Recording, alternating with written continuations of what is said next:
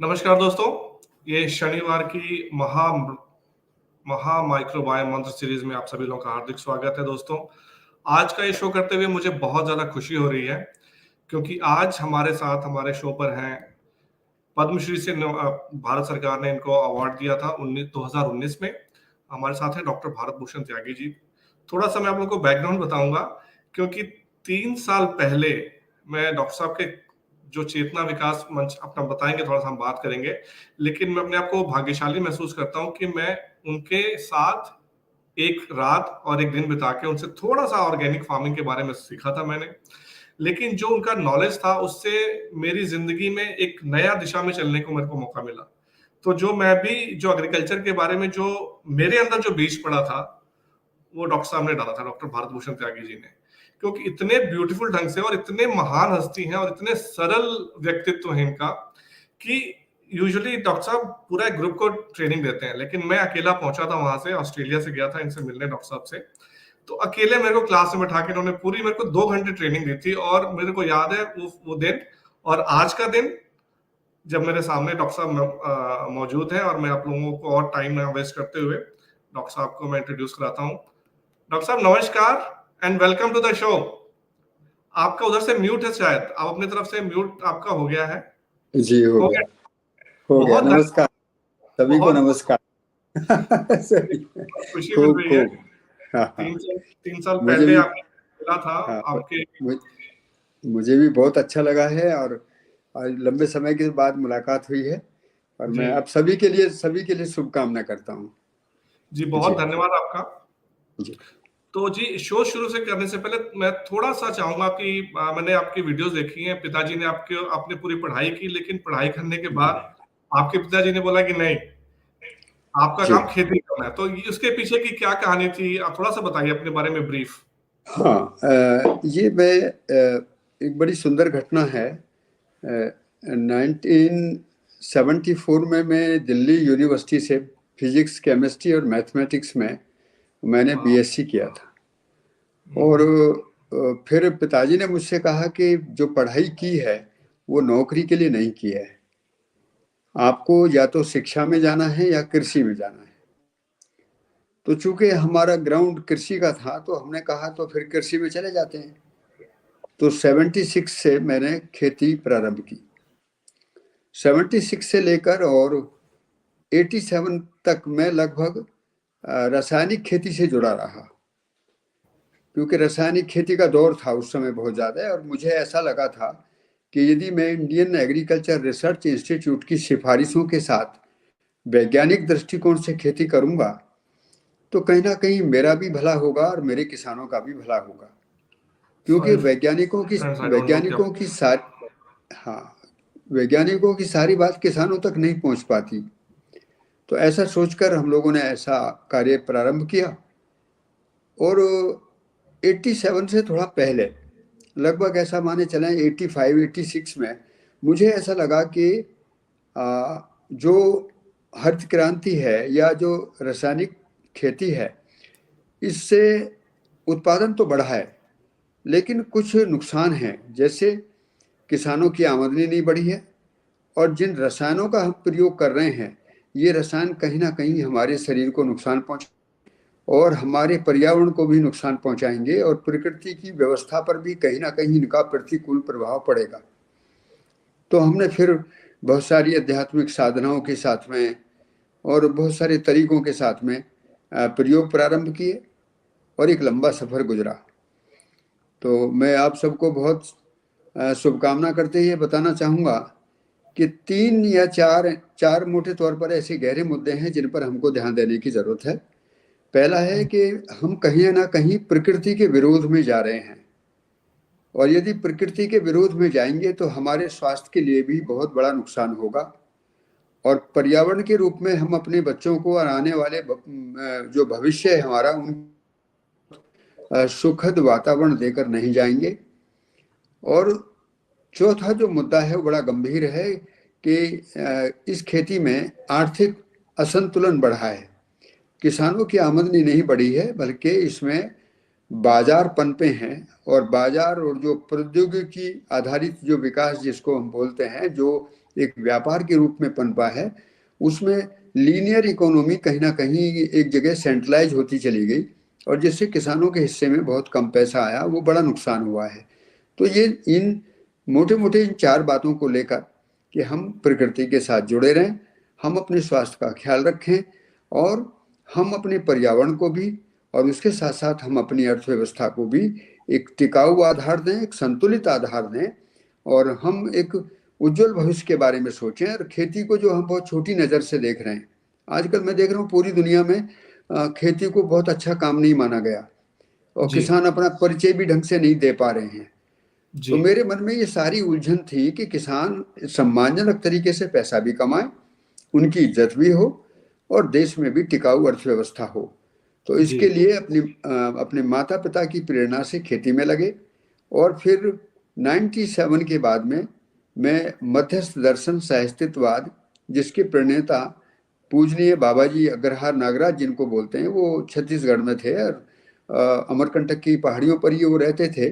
और हम्म, उनसे मिलने के बाद में परमाणु के विकास क्रम और व्यवस्था को समझने से पता लगा कि चाहे हम खेती का नाम कुछ भी रखें, जैविक खेती रखें, प्राकृतिक खेती रखें, रसायन मुक्त खेती रखें, लेकिन यदि हमने प्रकृति की व्यवस्था को नहीं समझा, धरती की उर्वरता को नहीं समझा, बीजों की परंपरा को नहीं समझा, पशु पक्षियों की वंश परंपरा को नहीं समझा, अपने स्वास्थ्य का ध्यान नहीं रखा, तो कहीं ना कहीं हम बहुत अंधेरे में रहेंगे। और धरती पर मनुष्य जिस कामना के साथ जीने के लिए पैदा हुआ आया है, वो पूरी नहीं होती है, अतृप्ति रहती है, उसकी पीड़ा रहती है। तो मैं जी आपको आपको अजीत भाई, आपको बहुत बहुत शुभकामना करता हूँ कि आप, मेरा परिचय आज आपसे तो हुआ ही हुआ, और आप जैसे भी बहुत सारे अन्य साथियों से होगा, जो जी सीधे सीधे रूप में किसान भी हो सकते हैं, और खेती से जुड़े। क्योंकि मैं ऐसा मानता हूँ कि खेती एक ऐसा विषय है, इससे ना करने वाले भी जुड़े रहते हैं और करने वाले भी जुड़े रहते हैं। शुद्ध बिल्कुल भोजन, हवा, शुद्ध भोजन, हवा, पानी, पर्यावरण, हम सबको खेती से ही मिलता है। तो जी बिल्कुल। इसलिए आज का विषय बहुत अच्छा है, और मुझे जैसा आदेश करेंगे वैसे मैं बात करूंगा। नहीं, थैंक यू वेरी मच। सो आज हम कुछ ऐसे मुद्दों को मैं टच करना चाहूंगा कि मेरे जो मोस्टली जो व्यूअर्स हैं, वो मैं बोल सकता हूँ कि शहर में रहने वाले लोग हैं, जो गांव में ज्यादा नहीं रहते हैं। तो उनके हिसाब से मैं चाहूंगा कि वो समझ सकें, क्योंकि मेरे चैनल पे मैं बहुत स्ट्रांगली ये एडवोकेट करता रहा हूँ कि हमारे को फैमिली डॉक्टर से पहले फैमिली फार्मर चाहिए। क्योंकि जब तक हम अच्छा खाएंगे नहीं, हम जितना मर्जी बाकी चीजें कर ले, हम स्वस्थ नहीं हो सकते हैं। दूसरी बात, अच्छा खाने के लिए हम जब तक अपने किसान को नहीं अच्छा उसको पैसा देंगे, उसको उत्साहित नहीं करेंगे कि वो अच्छा उगाए, अपना उगाए अपने खेत में, तब तक वो और किसान आगे नहीं बढ़ेंगे। आपने बहुत बढ़िया मुद्दा ये उठाया है, और हम इस पे जाना चाहूंगा अभी कि हमारा जो काम है, जो गांव का युवा वर्ग है, उसको किसान बोलते हुए शर्म आती है, क्योंकि उसको बिल्कुल। किसान के हिसाब से समझाया नहीं गया है। किसानी को, उसको गणित, आपसे मैं सब कुछ कहूंगा क्योंकि आपका गणित भी आपका बहुत जबरदस्त है, कि जो हमारे जैसे लोगों को नहीं पता था कि भागते हैं शहरों की तरफ से, कि घर में रह के, गांव में रह के, 1 एकड़ खेत से भी मैंने आपके सारे मॉडल्स आज देख रहा था कि कितना ब्यूटीफुल तरीके से आपने सब कुछ समझाया है। तो पहली बात तो यह है कि गुरुजी, आपको मैं अपना ये श्रेय दूंगा कि वो खेती वाला जो बीज मेरे अंदर जो आया है, वो आपने डाला था। जब आपके साथ मैं गया था, एक ही रात की वो ट्रेनिंग थी, वो जो आपने दी थी, जो आपने वो चीज बताई थी ना, आपको उस पर भी टच करेंगे, जो आपने स्पिरिचुअल वे से जो आप खेती करते हैं, कितने ब्यूटीफुल चीज है। तो यत यत पिंडे तत् ब्रह्मांडे, तो इससे मैं शुरू करूंगा आपसे। यत पिंडे तत् ब्रह्मांडे, जो हमारे अंदर है, it's exact replica of the universe outside. तो जो मिट्टी में जो जीवाणु और कीटाणु जिसको हम समझ नहीं पाए हैं, 1 चम्मच हल्दी मिट्टी में इतने माइक्रोस्कोपिक माइक्रोब्स हैं जो पूरे दुनिया में इंसान नहीं है।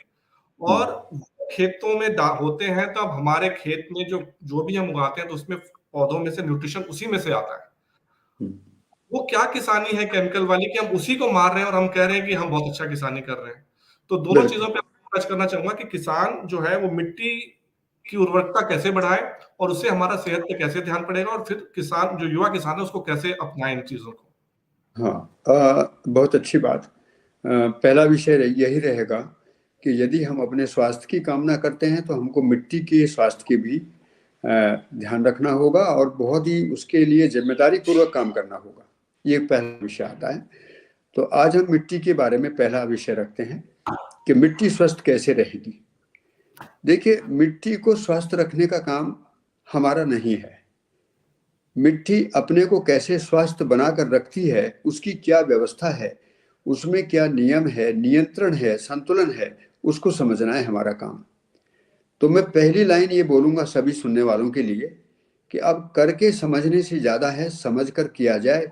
ये वक्त बदल गया है। अब अभी तक हम करते हुए समझने की तरफ बढ़ रहे थे, लेकिन अब मैं देख रहा हूं कि अब हमको करते हुए बढ़ते बढ़ते हम झेलने की तरफ चले गए और बल्कि असाध्य रोग बढ़ते चले गए। मिट्टी भी खराब हुई, स्वास्थ्य भी खराब हुआ। तो आज हमको फिर कहीं ना कहीं समस्याओं की ओर से नहीं चलना है, बल्कि समाधान कहाँ पर है। प्रकृति की व्यवस्था में समाधान है, वो उसमें स्वयं अपनी व्यवस्था है, अपने उसके नियम हैं, उसमें अपना नियंत्रण है, अपना ही संतुलन है, उसको समझना है। अब इसके लिए क्या समझना है? पहली बात है कि प्रकृति में जहां पर अभी अजीत भाई ने कहा था कि जीवाणु का एक तंत्र है, अब हमें थोड़ा इससे और उभर कर और बड़ी सोच में जाना है। जब हम पदार्थ अवस्था को देखते हैं तो ये हमको 4 घटक में दिखती है, मिट्टी के रूप में, पत्थर के रूप में और मणियों के रूप में और धातु के रूप में। फिर जब हम इसकी पूरी अवस्था को एक स्वरूप में देखते हैं तो ये 3 स्वरूप हमको दिखाई देते हैं, ठोस के रूप में, तरल के रूप में और विरल के रूप में। तो ठोस, तरल और विरल के आकार में जब भौतिक और रासायनिक संरचना धरती की पूरी हो जाती है तो धरती अपने उत्सव से ही, अपने ही व्यवस्था से ही, अपने ही नृत्य से ही, अपने ही उमंग से, आप कुछ भी शब्द का इस्तेमाल करिए, लेकिन ध्यान जरूर रखें कि ये जो हमारे अंदर जो खुशी की कामना है, ये धरती के अंदर भी खुशी की कामना है, ये उत्सव है उसके अंदर। तो धरती अपने उत्सव से फिर प्राण कोशा का उदय करती है। प्राण कोशा क्या है? पदार्थ के सारे गुण रहते हुए एक क्रिया बढ़ जाती है जिसका नाम है श्वसन क्रिया। तो एक छोटी इकाई सांस लेने और छोड़ने का काम करने लगती है। अब यहां से एक नई जिंदगी शुरू होती है। पानी में काई हो या छोटे पौधे हों या बड़े से बड़े पौधे हों, अपनी बीज परंपरा में सभी श्वसन क्रिया के जरिए अपनी अवस्था को पूरा करते हैं और वो बीज परंपरा में बने रहते हैं। ये बीज परंपरा में बने हुए पौधे जब विरचित होकर वापिस डिकम्पोज होकर मिट्टी के अंदर जाते हैं तो मिट्टी की उर्वरता बढ़ जाती है। तो क्या सुंदर बात है कि मिट्टी से सारा पोषण पौधों को मिलता है और पौधे भी पोषण के लिए ही मिट्टी को अर्पित हो जाते हैं। इसको बोलते हैं पूरकता और उपयोगिता का नियम। इस पूरकता और उपयोगिता के कारण ही धरती की व्यवस्था में मिट्टी समृद्ध पाई जाती है। इस समृद्धि को हम 2 प्रकार से देखते हैं, एक स्थिति के रूप में और एक गति के रूप में। स्थिति का मतलब है जितने भी पौधे के लिए पोषक तत्वों की जरूरत है वो सारे के सारे मिट्टी में खनिज के रूप में बने रहते हैं। लेकिन जब पौधे अपनी बीज परंपरा में जड़ों के द्वारा अपनी डिमांड को धरती को भेजते हैं और तो धरती के अंदर से उनकी स्थिति को गति में बदलने का काम जीवाणु करता है। लेकिन ये जीवाणु अकेला नहीं है।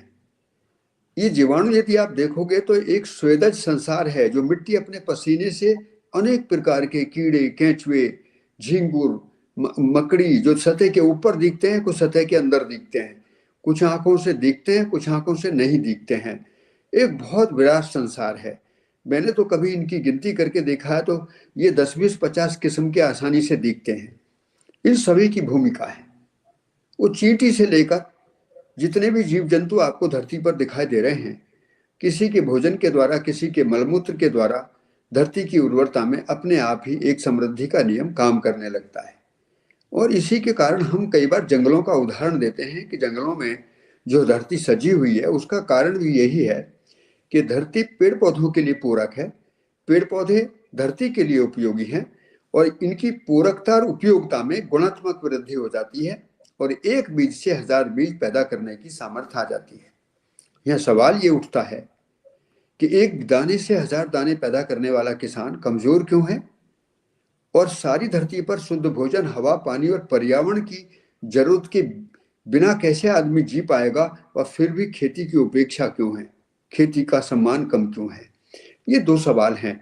तो जो भी साथी इस बात को सुन रहे हैं, ये जरूर ध्यान कर लें कि यदि हमें इस धरती पर जीना है तो हमको अपने भोजन को जैसे समझना है, ऐसे ही धरती की पोषण क्रिया को भी समझना है। अभी आपने बहुत अच्छा एक लाइन कही थी कि जब हम डॉक्टर की कामना करते हैं तो हम एक कृषक की भी कामना कर सकते हैं, कि एक कृषक परिवार के साथ भी हमारा संबंध है। तो डॉक्टर और फार्मर की भाषा में मुझे संबंध कम दिखता है, लेकिन जब एक कृषक परिवार और एक उपभोक्ता परिवार, जब परिवार शब्द आता है तो संबंध दिखता है, बिल्कुल। क्योंकि परिवारों में रिश्ते होते हैं।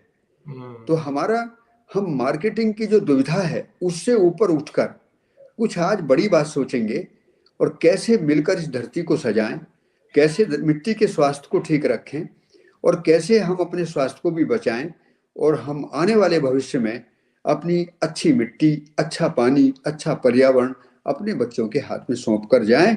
ये हम लोगों का कार्य नहीं है, ये जिम्मेदारी है। हमें मिट्टी के, धरती के साथ जीने का अधिकार नहीं है, जिम्मेदारी है। जिम्मेदारी हमेशा योग्यता से पूरी होती है, अधिकार का तो आवेश बना रहता है, अधिकार में मनमानी होने की चांस रहते हैं। तो मेरा सभी साथियों से निवेदन है कि आज हम अधिकारों की बात नहीं करेंगे, बल्कि अपने कर्तव्यों की, अपने दायित्वों की, अपनी जिम्मेदारियों की बात करेंगे।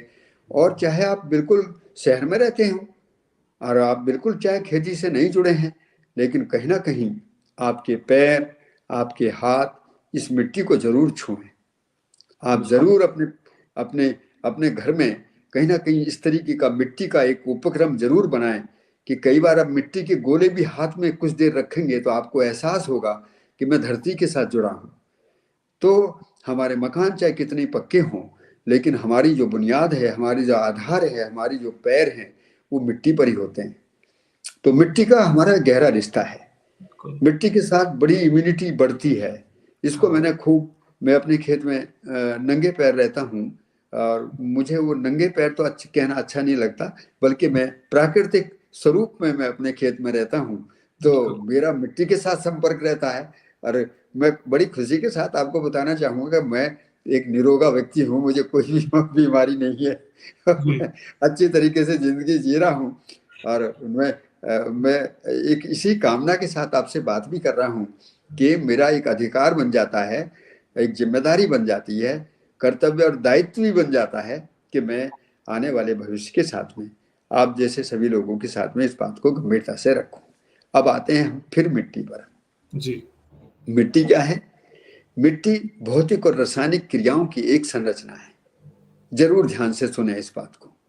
भौतिक क्रिया का मतलब है जहां भी हम किसी बीज के, पौधे के या जीव जानवर के शरीर के आकार को देखते हैं, ये भौतिक संरचना है।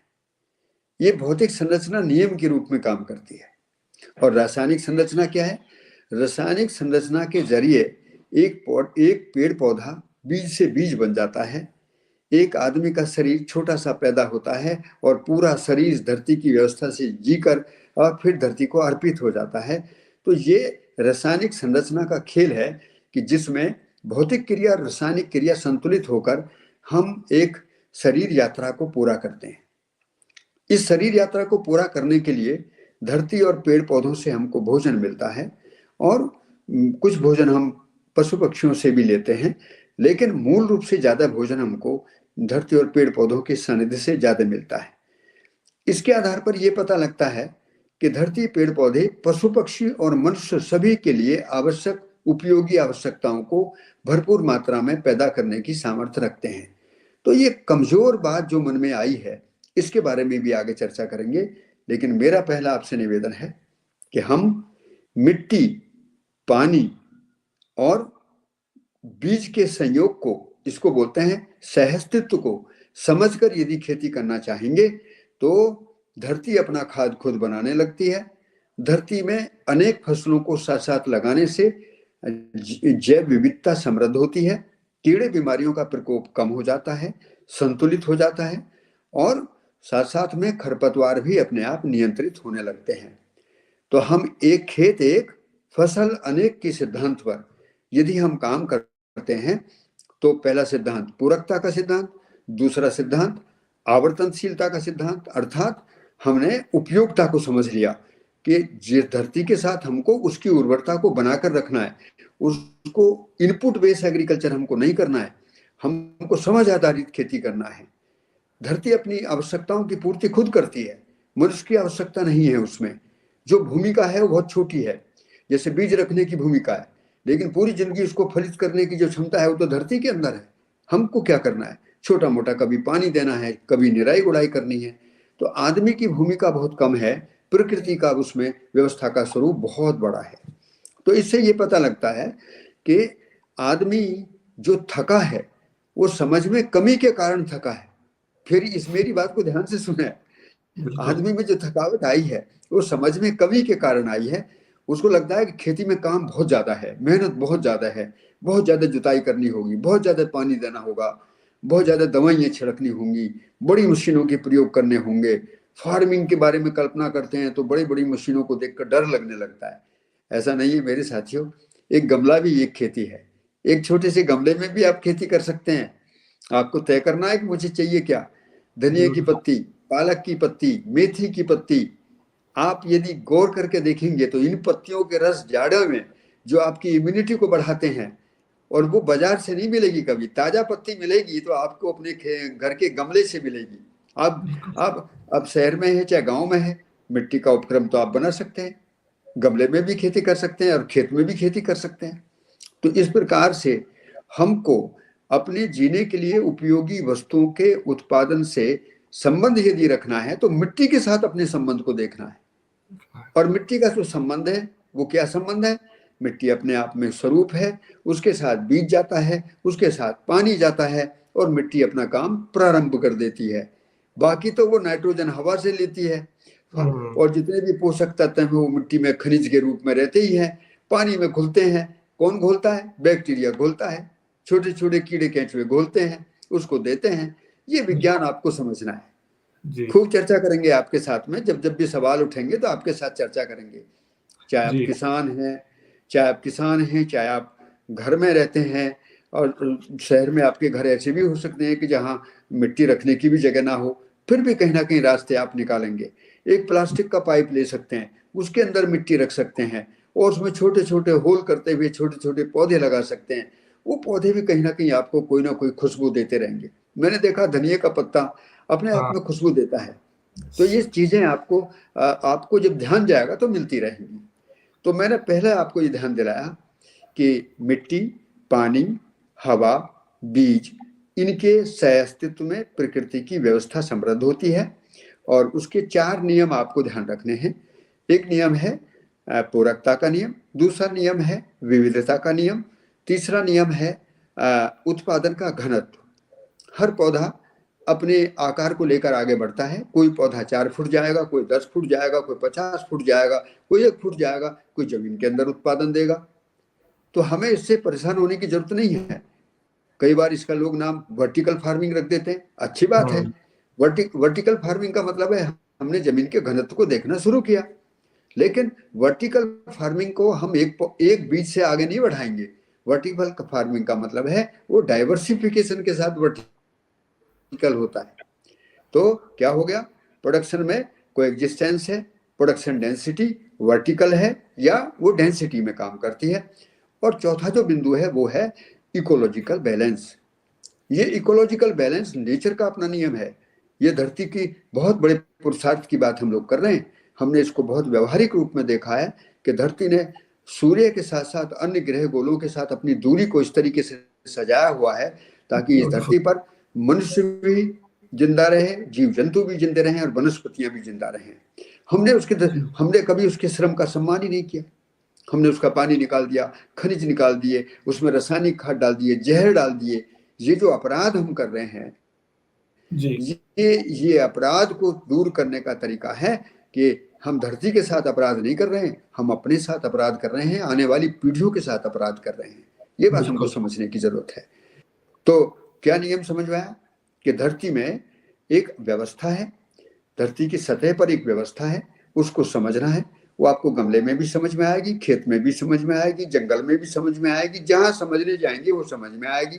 नहीं समझेंगे तो आप लागत के चक्कर में फट जाएंगे। कैसे करेंगे? कोई कहेगा ये तरीका बनाओ, कोई कहेगा ये लागत बनाओ, कोई कहेगा ये डालो, कोई कहेगा ये ना डालो।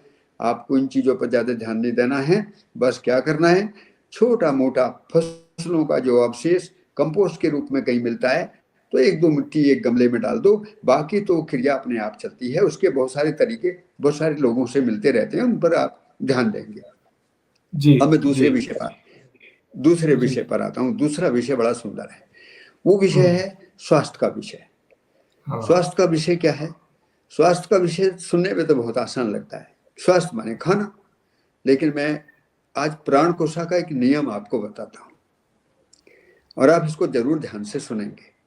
और अजित भाई इसको खूब चर्चा करेंगे सबके साथ में। जी बिल्कुल। मैं आपसे सबसे ये सवाल पूछना चाहता हूं कि हम भोजन के रूप में हवा भी लेते हैं, पानी भी लेते हैं और ठोस भी लेते हैं। एक जब सेल होता है जिसको प्राण कोशा बोलते हैं, उसमें हवा भी उसका भोजन है, पानी भी उसका भोजन है और ठोस भी उसका भोजन है। मैं आपसे पूछना ही चाहता हूं कि एक प्राण कोशा में सबसे ज्यादा भोजन ग्रहण करने का आधार क्या है? हवा ज्यादा है, पानी ज्यादा है या ठोस ज्यादा है? क्या उत्तर देंगे? तो आप पता ही बताइए लगता है गुरुजी। कि प्राण कोशा का सबसे बड़ा आधार जो है वो वायु है। वायु क्या है? वायु खनिज है। खनिजों की धरती ने बहुत सुंदर व्यवस्था बनाई हुई है। जिन खनिजों के आयन की गति तेज होती है उनको वो दूर रहकर काम करते हैं, तो उनको सब उन्होंने हवा में रख दिया है। ये धरती की व्यवस्था है। और जिनकी गति और थोड़ा कम है उनको पानी में, और जिनकी गति सबसे कम है और जरूरत भी सबसे कम है वो मिट्टी में। ये ध्यान रखना है। तो हम जो ठोस रूप में भोजन लेते हैं वो दिन में 1 या 2 बार लेते हैं, पानी 5-6 बार पीते हैं, और हवा कितनी बार लेते हैं? तो बिल्कुल। जिस दिन हम हवा को भी भोजन के रूप में स्वीकार लेंगे उस दिन हमको पर्यावरण पर ध्यान जाएगा। पर्यावरण का बिल्कुल। संबंध हमारे भोजन से सीधा है, और हमारा भोजन वायु ज्यादा है, पानी उससे कम है, और भोजन ठोस के रूप में सबसे कम है। इसके लिए धरती से हमको बहुत कम मिलता है, पानी से ज्यादा मिलता है और हवा से ज्यादा मिलता है। ये विज्ञान समझ में आता है तो हमारा संबंध सीधा पर्यावरण से जुड़ जाता है। पर्यावरण का मतलब है कि हमारे परिवेश में जितना आवरण हमारे ऊपर है, हमारे चारों तरफ सभी दिशाओं में जो हमारे चारों ओर चीजें हैं वो किस प्रकार से सजी हुई हैं। तो जैसे अभी मैं एक उदाहरण देता हूं। हम जैव विविधता की बात कर रहे थे अभी मिट्टी को लेकर। जैव विविधता क्या है? जैव विविधता में अनेक प्रकार की वनस्पतियां अपने पत्तियों से पानी भी छोड़ती हैं, वो हवा से पानी लेती भी हैं, हवा में पानी छोड़ती भी हैं, और गंध भी हवा में छोड़ती हैं। तो जो रस वो मिट्टी से लेती हैं उसकी गंध को वो हवा में छोड़ती हैं, और वो गंध नहीं होती, वो पोषण की एक क्रिया है। इसलिए हमको अनेक प्रकार के आवश्यक तत्व गंध के रूप में भी हमारी नासिका के जरिए, हमारे फेफड़े के जरिए, हम केवल ऑक्सीजन तक ही सोच कर ना रह जाएं। अभी हम क्या सोचते हैं? बस केवल ऑक्सीजन हम ले रहे हैं। अरे बाबा, ऑक्सीजन नहीं है, हवा में पोषण है, पूरा का पूरा पोषण है। वो जो पत्तियों से गंध निकलती है, वो विविधता में जो गंध सजी रहती है, वो पशु पक्षियों के साथ जो गंध निकलती है, किसी के मलमूत्र से गंध है, किसी की पत्तियों में गंध है, किसी के शरीर की गंध है, किसी के सांस की गंध है। ये सारी जो गंध है ये हाथ वातावरण में विलय होकर एक ऐसा वातावरण निर्मित होता है जिसमें सभी चीजें बहुत ही स्वस्थ वातावरण के साथ बनी रहती है। ये जी ध्यान में नहीं गया हमको। जी छोटा छोटा विज्ञान में हमने छोटा छोटा पढ़ा, ऑक्सीजन मिलता है, नाइट्रोजन होता है, फास्फोरस होता है, पोटास होता है। तो क्या हमने टुकड़े टुकड़े में देखा है? अब मेरा निवेदन है कि आप इसको कोएग्जिस्टेंस में देखें, सहअस्तित्व में देखें। सारी जी चीजें साथ साथ दिखती हैं और अनेक चीजें हैं, विविधता है। पर्यावरण का दूसरा मुद्दा है पानी। बहुत महत्वपूर्ण है। यदि पानी का घटक शरीर के अंदर बढ़ जाता है और घट जाता है तो बहुत बड़ा नुकसान होगा। और मेरा आप सभी साथियों से निवेदन है कि पानी को भोजन के रूप में ग्रहण करें, पानी को घूट घूट करके पिएं, पानी को बोतल की तरह शरीर के अंदर ना पलटें। अभी हम पानी को बोतल की तरह शरीर में उलट देते हैं। इससे क्या होता है, पानी के साथ मुंह का सलाइवा पचाने के लिए शरीर में नहीं जाता। इसलिए खेती छोटा विषय नहीं है। खेती में सिंचाई करते समय भी हमको ध्यान रखना पड़ता है कि कितना पानी देना है। तो पानी सिंचन का नाम है, सिंचन का अभिसिंचन से जुड़ा है। अभिसिंचन का मतलब है कि नमी की मात्रा पर्याप्त शरीर में और मिट्टी में और पेड़ पौधों में बनी रहे। इस संतुलन को यदि बनाकर रखते हैं तो जल के असंतुलन की समस्याएं नहीं खड़ी होती, फंगस का अटैक नहीं होगा, बैक्टीरियल अटैक नहीं होंगे, मौसम बदलेगा तो बीमारियां नहीं आएंगी। वो छोटी मोटी जो घटनाएं अब बड़ी घटनाओं में बदल रही हैं, ये हमको समझने की जरूरत है।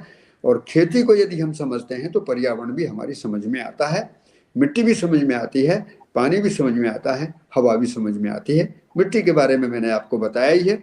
जहाँ भी मौका मिले, बच्चों के लिए मौका मिले, आप मिट्टी के साथ बच्चों को जरूर खिलाएं। उनको मिट्टी पर चलना, नंगे पैर उनको मिट्टी पर चलाना, उनको खेत में कहीं ना कहीं खेलने के लिए। और जो एक परिवार के साथ जुड़ने की बात आई, उसका नाम आप फैमिली फार्मर देंगे, पर मुझे तो थोड़ा छोटा लग रहा है। उसको और कोई बड़ा रूप दिए कि वो परिवार के रूप में यदि हम कहीं दूसरी जगह जाते हैं तो वहां पूरे दिन रहें और बच्चों को कहीं खेत में मिट्टी के साथ खेलने का अवसर दें। और बल्कि छुट्टी के दिन को हम परिवार के लिए अर्पित करें, पिकनिक के लिए अर्पित ना करें।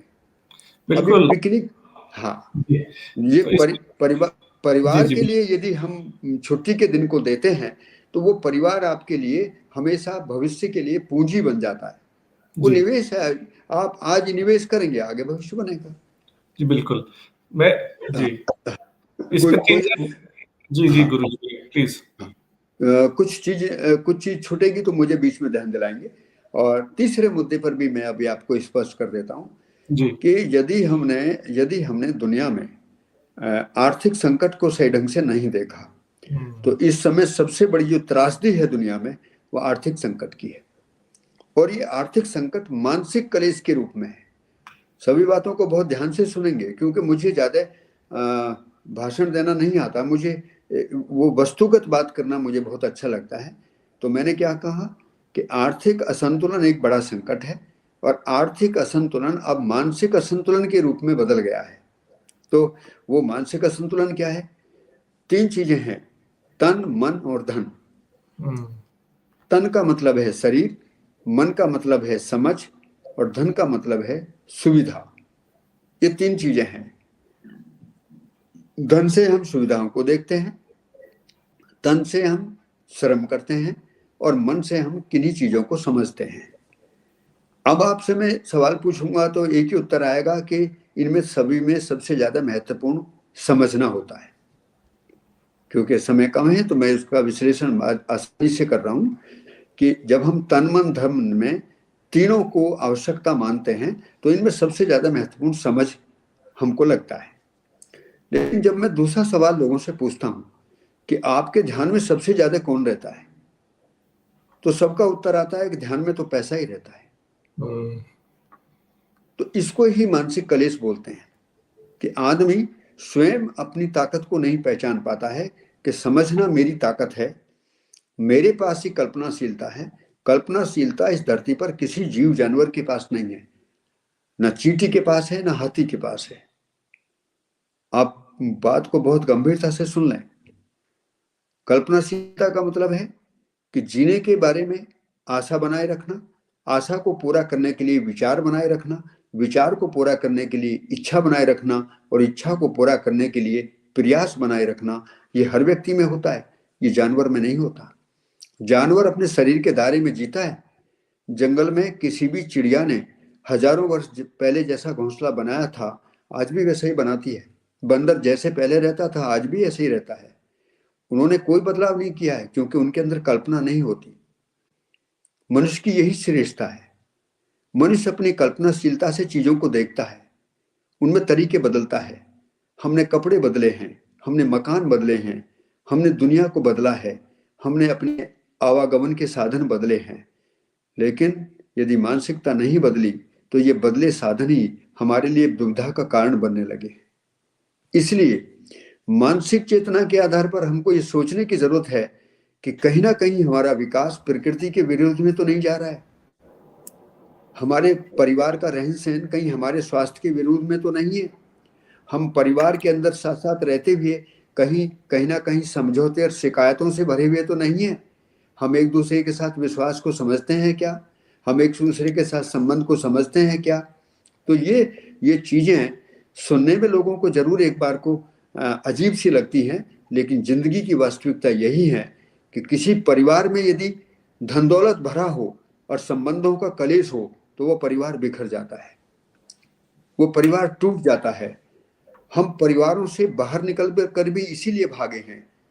तो आर्थिक असंतुलन से दूर करने के लिए मैं आपको आपके इस चैनल के माध्यम से एक संदेश देना चाहता हूं कि दुनिया में इस समय टिकाऊ अर्थव्यवस्था को लेकर और व्यापार के विकल्पों को लेकर इंटरनेशनल जो गवर्नमेंटल एजेंसीज हैं जिनको जो क्लाइमेट चेंज पर बहुत गंभीर प्रयोग कर रहे हैं, जांच कर रहे हैं, उन सबकी ये रिपोर्ट आ रही है कि दुनिया में बहुत सारी चीज़ों में जो विश्वासघात, अपराध और जो प्रकृति का विरोध बढ़ रहा है उससे बड़ा नुकसान होगा भविष्य में।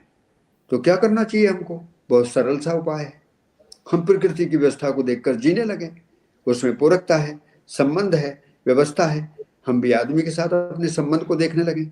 हम यदि केवल पैसे के आधार पर देखेंगे तो पैसा दिखेगा या संबंध दिखेगा, इन दोनों चीजों में से एक ही चीज दिखती है। यदि पैसा देखेंगे तो संबंध नहीं दिखेगा, और संबंध देखेंगे तो पैसा भी दिखेगा और संबंध भी दिखेगा, क्योंकि संबंध बड़ी चीज है।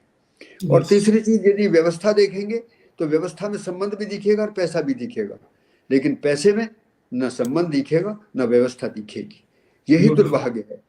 इसलिए बड़ी सोच के साथ आगे आपको बढ़ना है। और मैं आर्थिक संतुलन के लिए बात कहना चाहूंगा कि मैंने प्रकृति की अर्थव्यवस्था के साथ काम किया है। जो रोजगार की संभावनाएं और जो पैसे की संभावनाएं खेती में है वो दुनिया में कहीं नहीं है। एक किलो गेहूं यदि मैं इसका उदाहरण दूंगा, यदि मैं 1 किलो गेहूं मिट्टी में डालता हूं तो 100 किलो पैदा होता है। और यदि मैं 1 किलो गेहूं मशीन में डालता हूं तो आटा तो बनेगा लेकिन 950 ग्राम निकलेगा। 950 ग्राम आटे को बेचने वाला तो करोड़पति कैसे हो गया, और मैं 1 किलो गेहूं से 100 किलो गेहूं पैदा करने वाला गरीब क्यों हो गया, कमजोर क्यों हो गया? ये अर्थव्यवस्था का नकलीपन है। हमने प्रकृति की अर्थव्यवस्था के साथ नहीं जीना सीखा, हम प्रकृति के विरोध में चले गए, आदमी आदमी को काटने लगा, आदमी आदमी को नुकसान पहुंचाने में लग गया, धरती को नुकसान पहुंचाने में लग गया। मेरे भाइयों, मेरे मित्रों, मैं बहुत खुले मन से आपको ये बताना चाहता हूं कि मैं गुरुजी हूं, ना मैं कोई महात्मा हूं, मैं एक प्रयोगकार किसान हूं और मैं आपका मित्र हूं। मित्र भाव से ही हमेशा जिंदगी भर आपसे साथ काम करता रहूंगा। जब भी आप बात करेंगे मैं खुलकर बात करूंगा।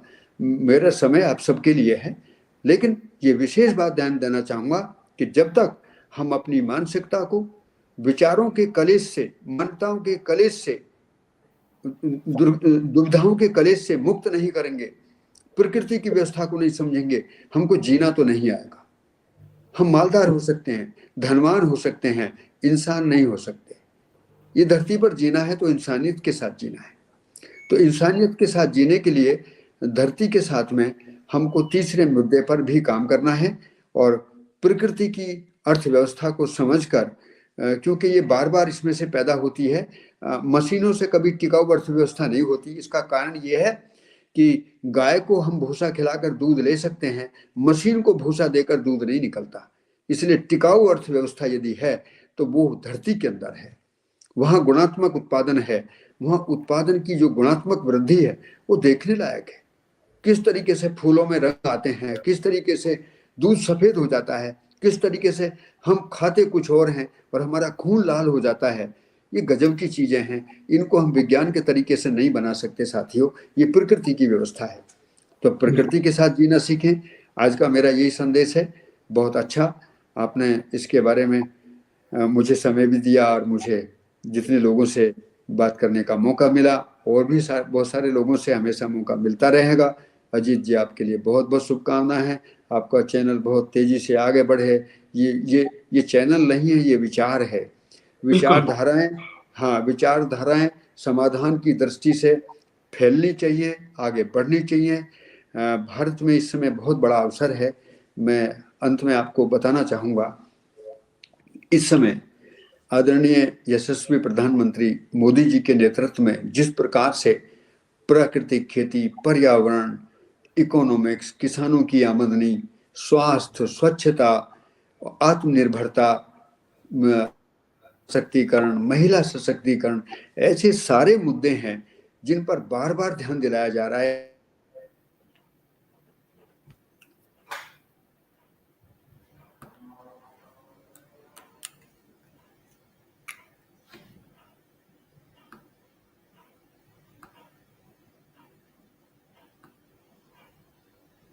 दोस्तों, मुझे तो डॉक्टर त्यागी की आवाज़ नहीं आ रही है। आपको आ रही है क्या? प्लीज़, शायद उनके एंड पे नेटवर्क की प्रॉब्लम होगी। प्लीज़ क्विकली कमेंट करें, क्योंकि अभी हमने सरफेस स्क्रैच किया है। I am going to ask very insightful question. बहुत मज़ेदार होने वाला हाँ, शो अभी, काफ़ी अभी। थोड़ा आवाज कटी है ना बीच में। जी, आपका कट गया था आधे मिनट के लिए, 1 मिनट के लिए, तो दोबारा जो आपने 1 मिनट बोला, फिर से एक बार बोल दें। हाँ, बस मैंने यही कहा था कि आदरणीय यशस्वी प्रधानमंत्री जी ने जिस प्रकार से आत्मनिर्भरता को लेकर, पर्यावरण को लेकर, प्राकृतिक असंतुलन को लेकर दुनिया के सामने एक चिंता जताई है, और विश्व स्तर के सम्मेलनों में वो बात उठती रही है, हम लोगों को भी कदम से कदम मिलाकर आज एक नए वातावरण के साथ में इस देश में काम करने की जरूरत है। राजनीति की जो मर्यादाएं हैं वो थोड़ी कमजोर हुई हैं, उनको भी हमें मजबूत करने की जरूरत है, क्योंकि धर्म नीति ज्ञान के लिए, राजनीति प्राकृतिक संसाधनों के संरक्षण संवर्धन के लिए, और समाज नीति न्याय के लिए बनती है। तो यदि ये अपने मूल तत्व से अलग हटती हैं तो हम लोगों का दायित्व बन जाता है, जिम्मेदारी बन जाती है कि हमने कहीं ना कहीं बातचीत के जरिए इन सब बातों को लेकर आगे बढ़ाएं और अपने देश को एक सही संकल्पना के साथ विश्व पटल पर ले जाने की कोशिश करें। सभी किसान भाइयों से, सभी शहर के लोगों से भी, गांव के लोगों से भी मेरा निवेदन है, और आपको परिवार से ही बहुत बहुत शुभकामनाएं। आप हमेशा खुश रहिए, हम लोग मिलकर काम करेंगे। सभी को शुभकामनाएं। जी, बहुत धन्यवाद आपका। ये सुन के लोगों को बहुत आशा, और बिल्कुल कई सारे आए हैं डॉक्टर साहब कि बहुत आपका अक्षरा बिल्कुल सही आप बोल रहे हैं, जो लोगों को समझ में आ रही है, आप कनेक्ट कर पा रहे हैं लोगों से। आपने बहुत सारी चीजें टच की हैं, और दर्शकों, आप लोग जो लोग जुड़े हैं, प्लीज एक तो लाइक कर दें, और दूसरा अपने क्वेश्चन पूछे। जो भी डॉक्टर साहब ने जितने भी विषयों पे किया है, तो बहुत बढ़िया तरीके से समझाएंगे। किसी भी विषय पे आप क्वेश्चन पूछिए, we are here for you. तो डॉक्टर साहब, कई सारी चीजें आपने टच की हैं, मैं उसमें थोड़ा सा जाऊंगा, और उसके बाद से जी जी, 3-4 चीजों पे मैं आपके और ज्यादा मैं पूछना चाहूंगा, क्योंकि मैं चाहूंगा कि ठीक इस है। सेशन में लोगों को ये बात बिल्कुल समझ में आ जाए कि खेती कितनी जबरदस्त चीज है। क्योंकि जो आपने बात बोली ना, अभी 1 किलो गेहूं डालते हैं हम, 100 किलो निकलता है। तो गरीबी कहाँ से है किसान की? तो उस पर मैं जाऊंगा अभी डीप में, उस पर भी।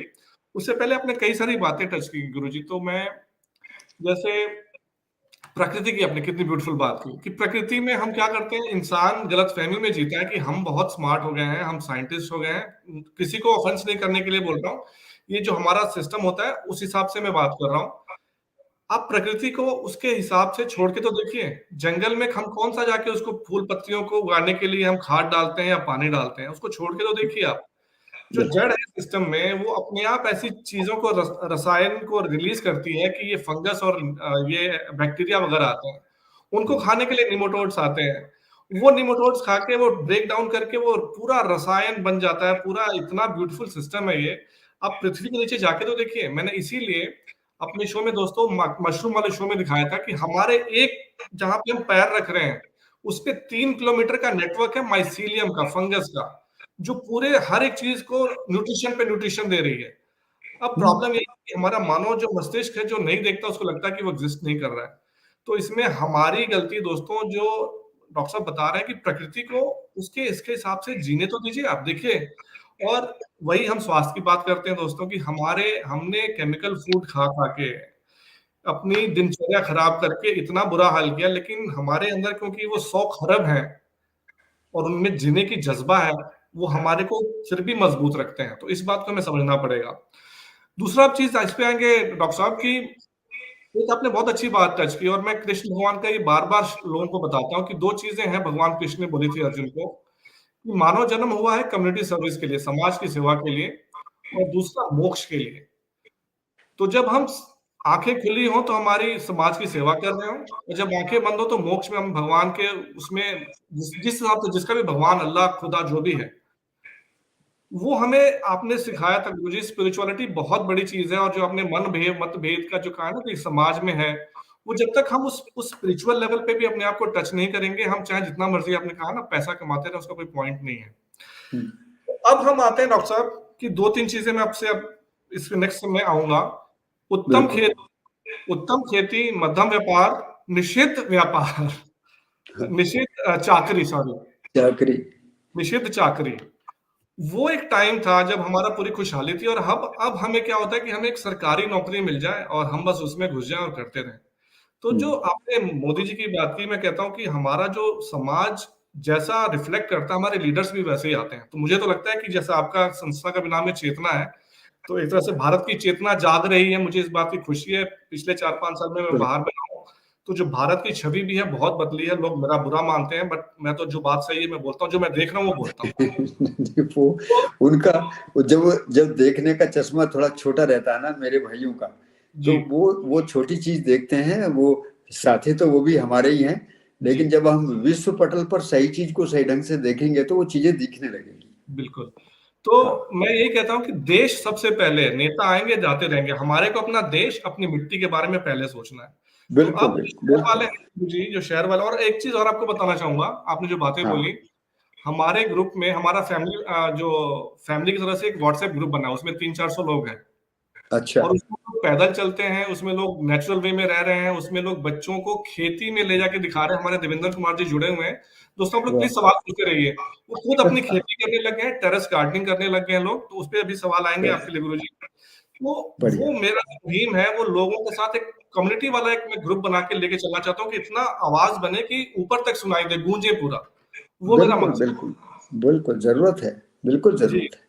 तो अब जो उत्तम खेती की बात करता गुरुजी, थोड़ा गणित के हिसाब से बताइए कि जो युवा लोग ये शहर की तरफ भाग रहे हैं, आपने 1 बीघा का भी, मैंने आपका मॉडल आज देख रहा था, और 1 एकड़ का भी, वो हम्म, संक्षिप्त में थोड़ा बताइए कि 1 बीघा से भी आप कितने आराम से गांव में रह सकते हैं और एक अच्छी जिंदगी जी सकते हैं, तो शहर में भागने की जरूरत नहीं है। बिल्कुल। देखिए, ये बहुत अच्छी बात है, और मैं आप लोगों को एक विश्वास दिलाता हूँ कि सम्मानजनक तरीके से पैसा कमाने की जो जगह है वो खेती है। बार बार बिल्कुल। सुन लीजिए इसको अच्छे ढंग से। कैसे है, मैं इसका गणित बताता हूँ। 1987 की घटना है। 1987 में जब हम लोगों ने खेती में बदलाव के बारे में कदम रखे थे, तो क्यों रखे थे वो विषय मैं आपको सुनाता हूँ। जरूर। विषय ये था कि हमने अपना हिसाब लगाया, तो पता लगा कि जुताई के लिए जो मैंने ट्रैक्टर लिया था वो मैंने बाजार से खरीदा, किसी कंपनी ने बनाया, और मेरे पास पैसा नहीं था, मैंने बैंक से ऋण लिया, हम्म। और बैंक का ऋण मैंने 365 दिन दिया। और खेत का जब मैंने डाटा निकाला तो 30 दिन ट्रैक्टर मेरे खेत में चला। तो ये लिखने के बाद पता लगता है कि हो क्या रहा है। इसके बाद मुझे पता लगा, जब मैं ट्रैक्टर में चाबी लगाता हूं तो डीजल के लिए बाजार जाऊंगा, कोई पुर्जा खराब होगा तो उसके लिए बाजार जाऊंगा, मरम्मत करानी होगी तो बाजार जाऊंगा। तो ट्रैक्टर भी, पैसा भी, पुर्जा भी, ईंधन भी, मरम्मत भी बाजार के कब्जे में चला गया। पता ही लगा कि जुताई का काम बाजार ने छीन लिया। हमारा समय जरूर बचा, हमारी मेहनत भी बची, लेकिन हमारे पास बचे हुए समय का, बचे हुए श्रम का कोई सिस्टम नहीं था कि हम उसका करेंगे क्या। अच्छा लगता था। तो अच्छा लगना और सही होना दोनों बातें अलग अलग हैं। यहाँ पर बड़ा ढंग से विश्लेषण हमको करना है।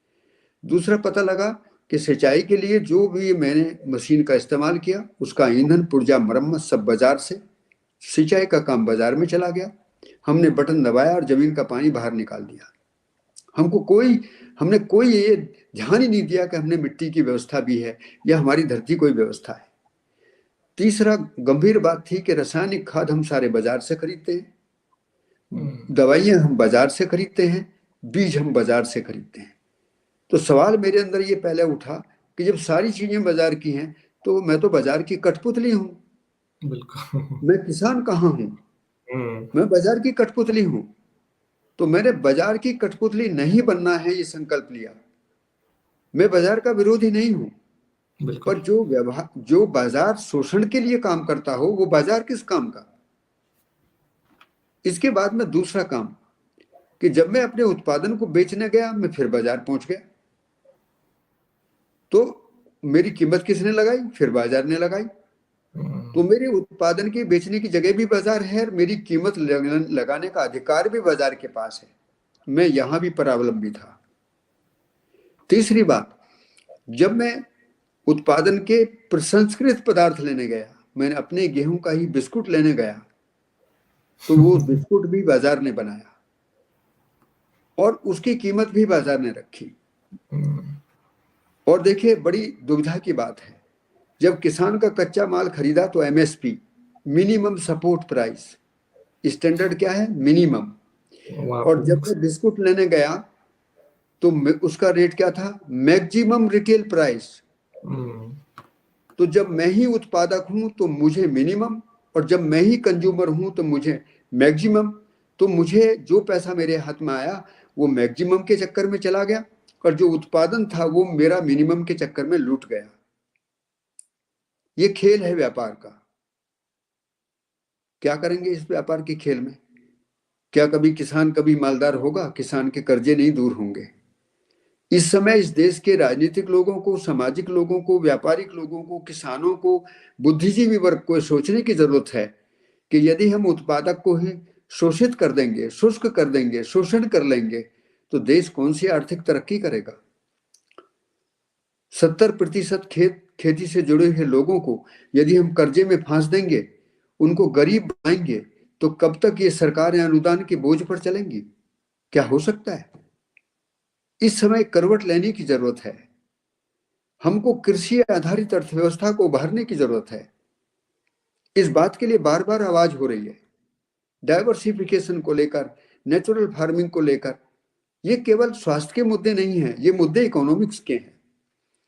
तो मैं आप सभी को ये बताना चाह रहा हूं कि उत्पादन के लिए लागत बाजार के कब्जे में, उत्पादन की बिक्री बाजार के कब्जे में, कीमत तय करना बाजार के कब्जे में, प्रोसेसिंग का काम बाजार के कब्जे में, उसकी एमआरपी लगाना बाजार के कब्जे में, और मार्केटिंग का काम बाजार के कब्जे में। तो खेती कहाँ थी, कहाँ था किसान। उधर कंज्यूमर भी लूटा, उधर किसान भी लूटा, और बीच में एक बहुत बड़ा तबका है जिसको मैं कोई भी अपनी भाषा में अपशब्द नहीं कहूंगा, क्योंकि वो तो हमारे ही अपने हैं। लेकिन उनको मैं इतना ध्यान दिलाना जरूर चाहूंगा कि कम से कम किसान का सामान खरीदते समय उसका हिस्सा और उसकी मेहनत का हिस्सा और उसका सम्मान का हिस्सा तो देना सीखें। यदि ऐसा हम सीखते हैं तो हम एक बड़ी दिशा की ओर बढ़ेंगे। ये मैंने बताया था आपको, ये वो अर्थव्यवस्था थी जिसके आधार पर हमको एक प्रेरणा मिली कि हमको कृषि आधारित अर्थव्यवस्था में जाना है। आज मैं अपने परिवार में उत्पादक भी हूँ, मैं सर्टिफिकेशन भी खुद करता हूँ, मेरा प्रोसेसिंग भी है, मेरा ब्रांडिंग भी है, मेरा पैकेजिंग भी है, मेरा मार्केटिंग भी है। और मेरा मार्केटिंग जो है वो परिवार में परिवार से परिवार के लिए है, संबंधों के साथ है। कीमत मिलकर तय करते हैं, क्वालिटी की जिम्मेदारी रखते हैं। तो मैं किसान सभी नौजवान साथियों से निवेदन करूंगा कि यदि कोई नौकरी छोड़कर भी खेती में आना चाहे तो वो घबराए नहीं, बिल्कुल मैं उसके साथ हूं। वो पूरे देश में नहीं, दुनिया में जहां भी रहता हो, वो बस थोड़ा सोच कर काम करे। या तो वो उत्पादन में आ जाए, या वो प्रोसेसिंग में आ जाए, या वो मार्केटिंग में आ जाए। ये 3 हिस्से जो हैं वो एग्रीकल्चर के ही हैं, और जहां उनका मन करे वो रहें, अपना हिस्सा लें और सम्मानजनक जिंदगी जीना सीखें। किसान को भी सम्मान के साथ खड़ा करें और देश की अर्थव्यवस्था को भी ठीक करें। ये मेरा आप लोगों से चैनल के माध्यम से निवेदन है कि इसको गंभीरता पर, इस पर विचार करें। छोटे मन से कभी ना सोचें। मैं हूं आपके साथ में, निश्चित रूप से साथ में। बहुत बढ़िया गुरुजी। जी गुरुजी, यही आपके प्रेरणा वाले स्रोत वे शब्द थे कि शायद आपको अभी नहीं पता है, या कि मैंने मई में आके भारत में एक खेती अपना स्टार्ट किया और हल्दी लगाया मैंने। और जो आपने बताया गुरुजी, इस पे आ रहा हूँ नेक्स्ट, क्या आपने कैसे युवाओं के लिए आप प्रेरणा स्रोत हैं। जब भी आपने बात बोली ना गुरुजी कि सिर्फ हमारा क्या है, प्रॉब्लम ये है कि जो किसान पिछले 20 30 50 साल में किया, किसान ने सिर्फ गेहूं उगा के वो बिचौलिए को, जो आप नहीं यूज करना चाहते थे, मैं बोल रहा हूँ, वो दे दिया, पैसा उन्होंने बनाया। आपने जो नया मॉडल तैयार किया है, जो आप उगा के उसको प्रोसेस करके और खुद ही कंज्यूमर तक डिलीवर कर रहे हैं। और अब मैं यही बोलता हूँ, इसीलिए मैं युवाओं की बात बोल रहा था कि आज के जमाने में अब कोई, और देखिए मैं पहले भी बोलता हूँ कि जिंदगी का फैसला आपका अपना है, और जिंदगी में कुछ भी गलत अच्छा हो, आपको उसकी रिस्पॉन्सिबिलिटी खुद लेनी पड़ेगी। एक तो वो हो गया। लेकिन आज स्पेशली आज के माहौल में गुरुजी, जब मैं यहाँ ऑस्ट्रेलिया में बैठा हूँ, आप भारत में बैठे, हम आराम से बात कर रहे हैं, और दुनिया के सारे कोने में बैठे लोग अभी सुन रहे हैं और बाद में देखेंगे। जो सोशल मीडिया का रीच है, वो आज के युवा क्यों नहीं यूज कर सकते? सोशल मीडिया का बिल्कुल युवा, जो प्रोसेसिंग आपने किया, आपने खुद उगा के प्रोसेस करके सीधा कंज्यूमर से बिल्कुल जुड़ने से बढ़िया टाइम तो कभी इतिहास में रहा ही नहीं है। तो एकदम। अब युवा किसान कहे कि मैं अपना प्रोडक्ट नहीं बेच पाता हूं, तो सॉरी, आपकी अपनी गलती है। आप थोड़ा सा प्रयास करिए। आप, मैंने देखा आपका, आपने यूट्यूब चैनल आपने शुरू किया है, आप अपना नहीं बता रहे मैं, हैं। और मैं एक अच्छी बात बताऊं बेटा, कि जब जी हम प्रोडक्शन सर्टिफिकेशन प्रोसेसिंग 3 काम कर लेते हैं तो मार्केटिंग का रास्ता और कीमत तय करने का रास्ता दोनों खुल जाते हैं। जी कुछ खोलना नहीं है, कोई कानून नहीं बदलने हैं, कहीं किसी से झगड़ा नहीं करना है, केवल हमको उत्पादन करना है, प्रमाणीकरण करना है और प्रसंस्करण करना है।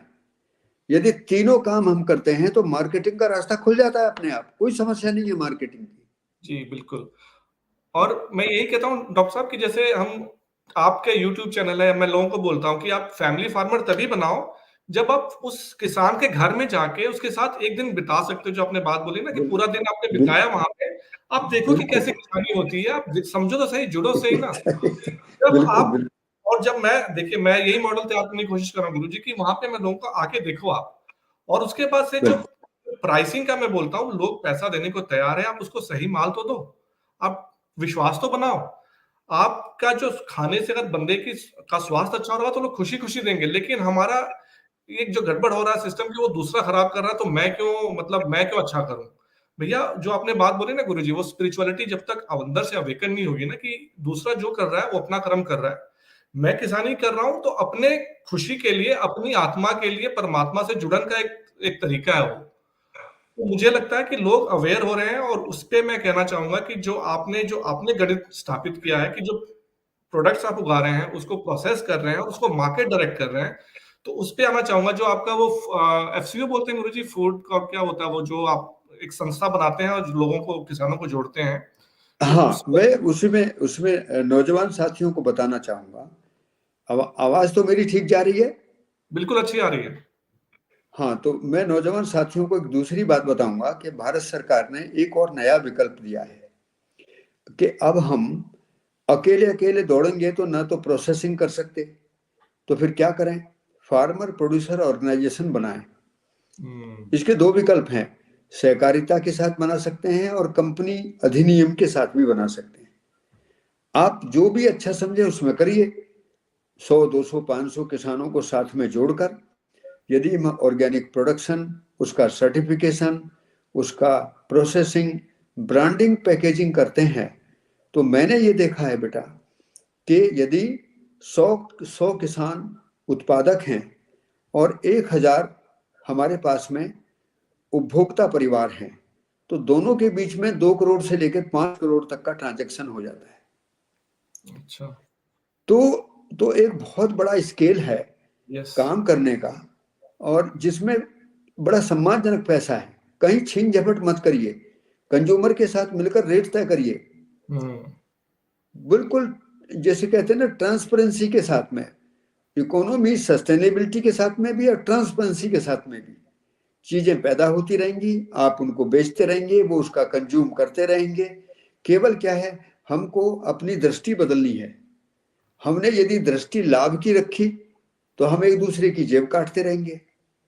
हमने यदि दृष्टि समृद्धि की रखी, समृद्धि क्या है? एक दाने से 1000 दाने पैदा होते हैं, ये समृद्धि है।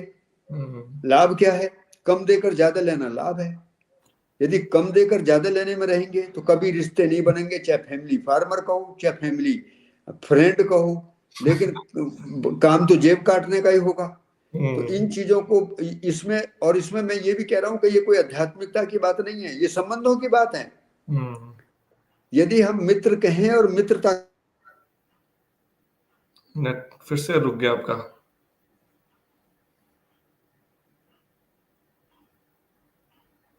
आपका वीडियो फ्रीज हो गया गुरुजी।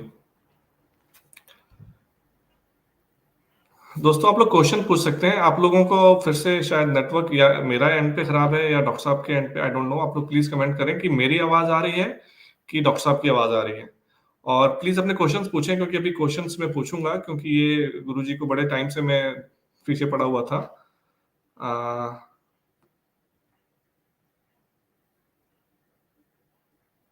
बिल्कुल नीरू जी, मैं गया था और उनको मतलब रहा हूं उनके साथ, और वो जो प्यार है इनके अंदर, जो वात्सल्य है, जो अपना, जब ये देखते हैं कि कोई मतलब वाकई में वैसा काम कर रहा है तो खुश हो जाते हैं।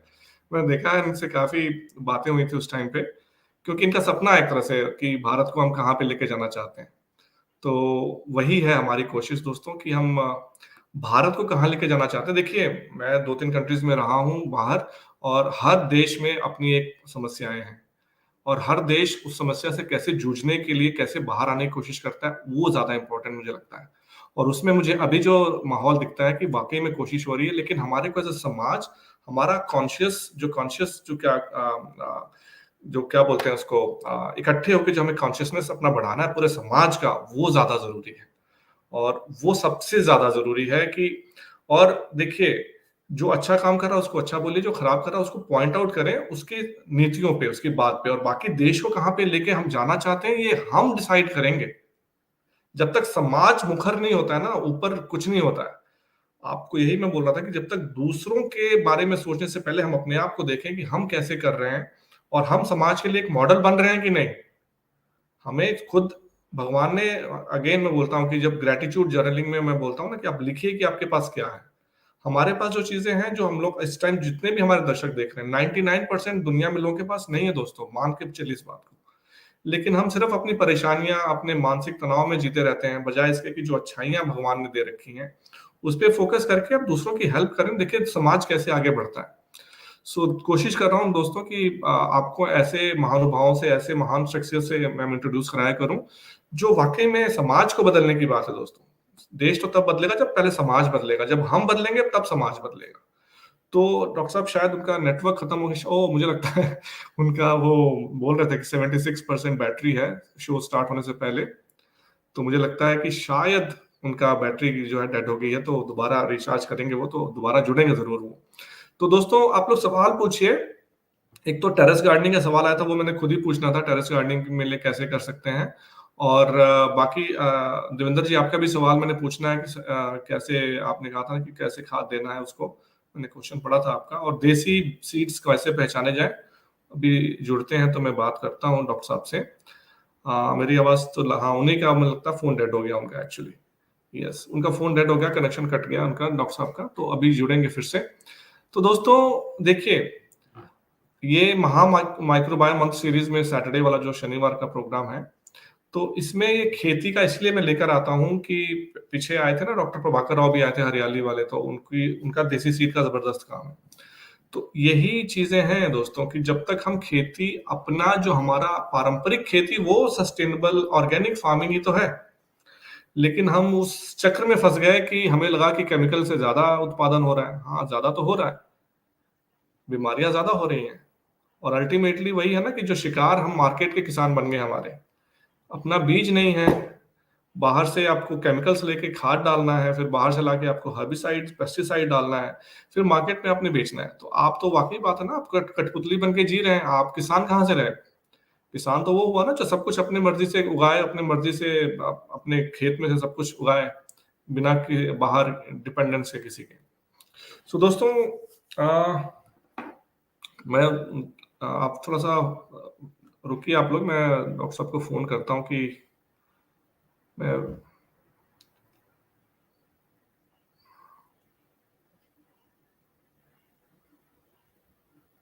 और आप लोग जुड़े हुए हैं, आप लोग वेट कर रहे हैं, मुझे पता है, इतना बढ़िया सेशन हो रहा था। उनसे बात करता हूँ दोस्तों, मैं माइक म्यूट कर रहा हूँ।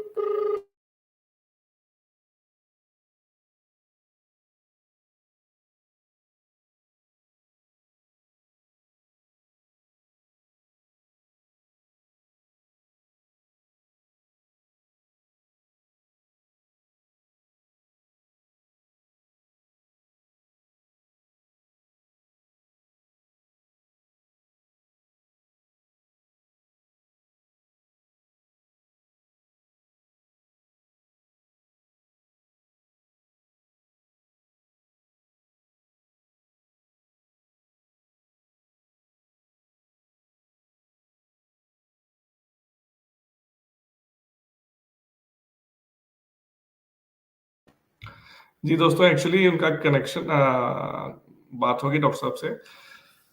मोबाइल तो चार्ज है एक्चुअली। बंदरों ने अटैक कर दिया ऊपर, उनके जो वायर्स वगैरह लगी हैं, तो वो नट जो उनका वाईफाई का सिस्टम हिल गया है, तो वो ठीक करने गए हैं। तो जी अभी ना आज मैं क्या करूंगा, गुनप्रीत गुनप्रीत जी और एक किसी और का भी आया था, मैंने पढ़ा था। मैं अभी वो 4 सवाल हैं हमारा, देख रहे हैं कि मेरा कोशिश जो है कि हमारा एक फैमिली है और उसमें वॉरियर ग्रुप है। वो वॉरियर ग्रुप में बोलता हूँ कि आप लोगों को ये जो बातें हम कर रहे हैं नॉर्मल, आपको मेन मीडिया में कोई बात नहीं करता, तो वो कोशिश मेरी ये है कि ये सब बातें ज्यादा लोगों तक पहुंचाई जाए, क्योंकि इससे समाज को अल्टीमेटली फायदा समाज को होना है। तो वो मैं इस डिस्क्रिप्शन में डालूंगा जैसे वीडियो खत्म होता है। तो वो ठीक करने गए दोस्तों, देखते हैं कि वो ठीक कर पाते हैं कि नहीं। मैं 5-7 मिनट देखूंगा, नहीं तो फिर आज का सेशन खत्म करेंगे। तो उन्होंने बोला था कि फिर कभी जरूर जुड़ेंगे, वो आना चाहेंगे फिर से, और आप लोगों के सवाल जो थे, क्योंकि वो मैंने बोला था कि हम लास्ट में सवाल लेते हैं दर्शकों के। तो हरीश जी का बहुत ब्यूटीफुल ये है, one formula relation between sol and sol, या sol is equal to resistance common, SO and I finally get resistance. Beautiful. आप ऐसे लोगों की ऐसी चीजें सुन के मजा आता है, ऐसे चीजें सुन के अच्छा लगता है। और देखिए अभी मिस्ड कॉल आ रही है डॉक्टर साहब की दोस्तों।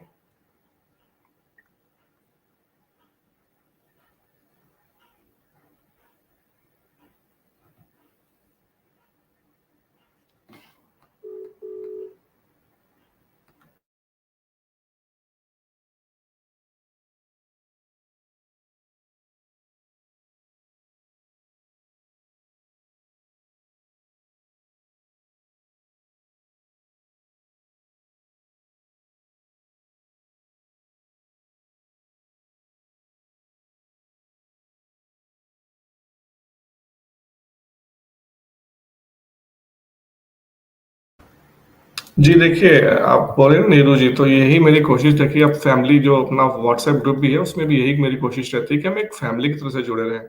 और क्योंकि पर्सनल लाइफ में जो लोग मुझे जानते हैं और जिनका पता है, वो मेरी कोशिश यही होती है कि एक कनेक्शन बना के रखा जाए। एक जब ये जिंदगी का कुछ नहीं पता है कि कहाँ पे कब क्या है, तो जो मिलते हैं अच्छे लोग, उनको पकड़ के रखना चाहिए। और मैं कहता हूँ कि नेगेटिविटी से दूर रहें, और बिल्कुल अपनी लाइफ को अपने आप खुद रिस्पॉन्सिबल हैं, खुद जिम्मेदार हैं, अच्छे लोगों के साथ जुड़े रहें, और जिंदगी को अच्छे से जिए, और जितना हो सके दूसरों की हेल्प करते रहें। बस यही है कोशिश। और दोस्तों, ये कविता जी का सवाल है कि अपना फार्मर कैसे ढूंढें मुंबई जैसे सिटी में।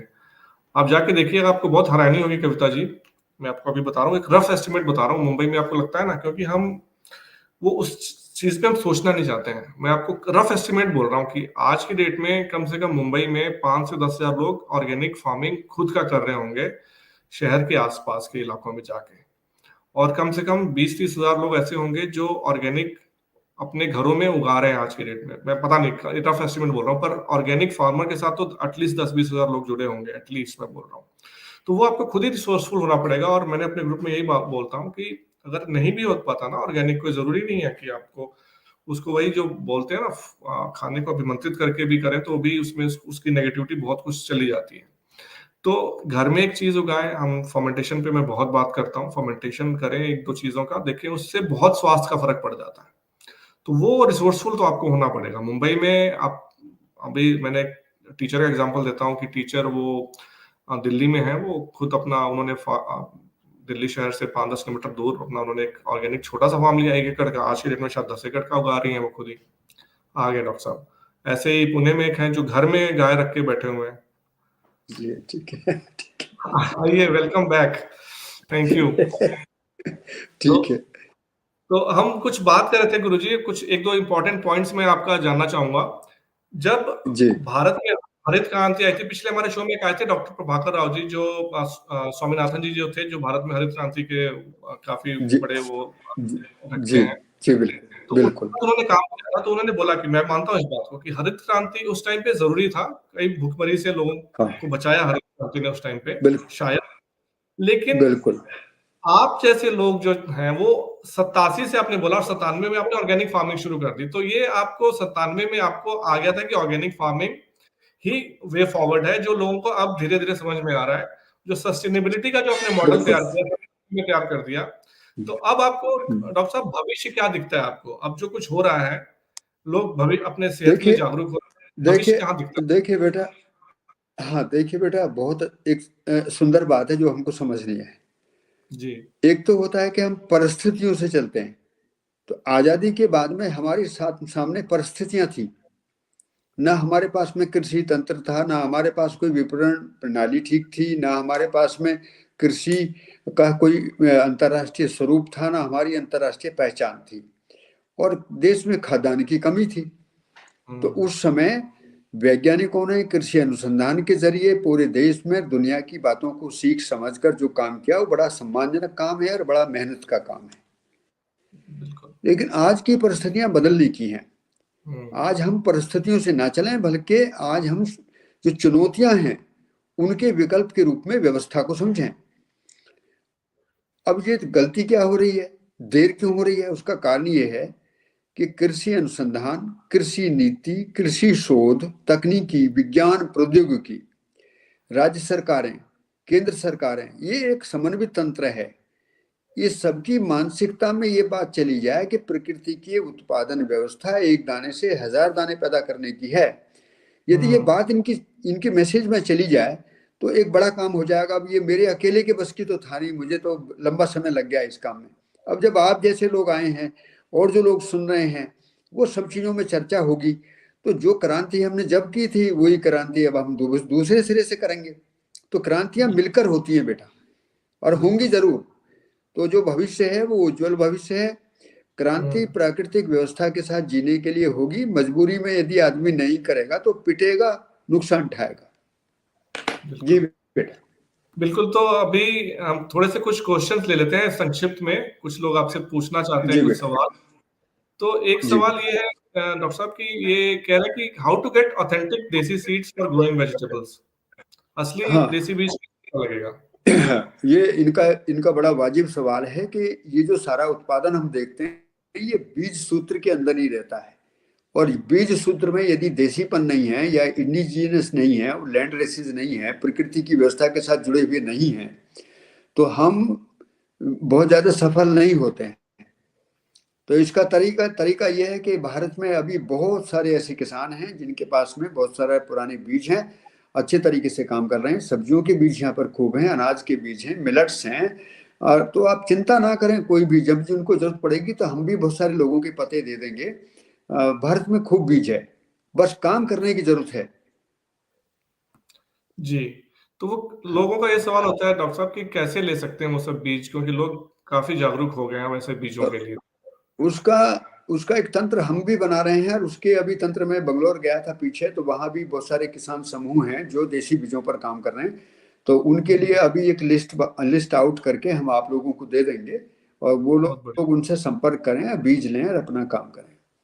मेरे को लगता है कि आज हमारे ग्रुप में भी कोई बता रहा था कि कोई वो जा रहे हैं बैंगलोर, 13 तारीख को वापस आ रहे हैं बैंगलोर से, वो बीज लेने ही जा रहे हैं हाँ शायद देसी बीज। हाँ, बंगलोर में कई ग्रुप हैं जो बहुत पहले से अच्छा बहुत काम कर बढ़िया। रहे हैं।